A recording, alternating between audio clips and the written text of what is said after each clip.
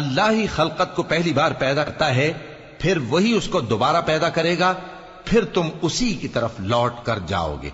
اور جس دن قیامت برپا ہوگی، گناہگار نا امید ہو جائیں گے، اور ان کے بنائے ہوئے شریکوں میں سے کوئی ان کا سفارشی نہ ہوگا، اور وہ اپنے شریکوں سے منکر ہو جائیں گے۔ اور جس دن قیامت برپا ہوگی، اس روز وہ الگ الگ فرقے ہو جائیں گے۔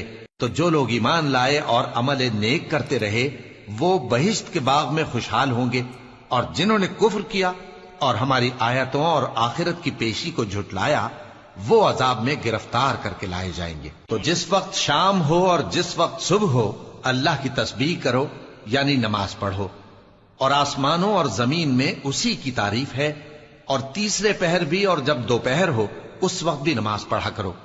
وہی زندہ کو مردے سے نکالتا ہے، اور وہی مردے کو زندہ سے نکالتا ہے، اور وہی زمین کو اس کے مرنے کے بعد زندہ کرتا ہے، اور اسی طرح تم دوبارہ زمین میں سے نکالے جاؤ گے۔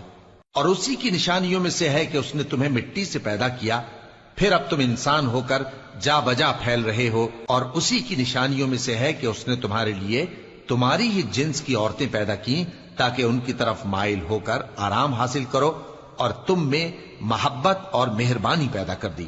جو لوگ غور کرتے ہیں ان کے لیے ان باتوں میں بہت سی نشانیاں ہیں۔ اور اسی کی نشانیوں میں سے ہے آسمانوں اور زمین کا پیدا کرنا، اور تمہاری زبانوں اور رنگوں کا جدا جدا ہونا۔ اہل دانش کے لیے ان باتوں میں بہت سی نشانیاں ہیں۔ اور اسی کی نشانیوں میں سے ہے تمہارا رات اور دن میں سونا اور اس کے فضل کا تلاش کرنا۔ جو لوگ سنتے ہیں ان کے لیے ان باتوں میں بہت سی نشانیاں ہیں۔ اور اسی کی نشانیوں میں سے ہے کہ وہ تم کو خوف اور امید دلانے کے لیے بجلی دکھاتا ہے، اور آسمان سے بارش برساتا ہے، پھر زمین کو اس کے مر جانے کے بعد زندہ و شاداب کر دیتا ہے۔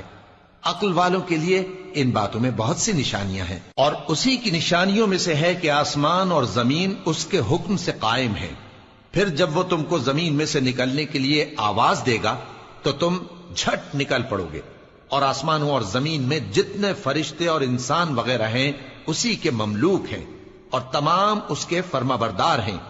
اور وہی تو ہے جو خلقت کو پہلی دفعہ پیدا کرتا ہے، پھر اسے دوبارہ پیدا کرے گا، اور یہ اس کو بہت آسان ہے۔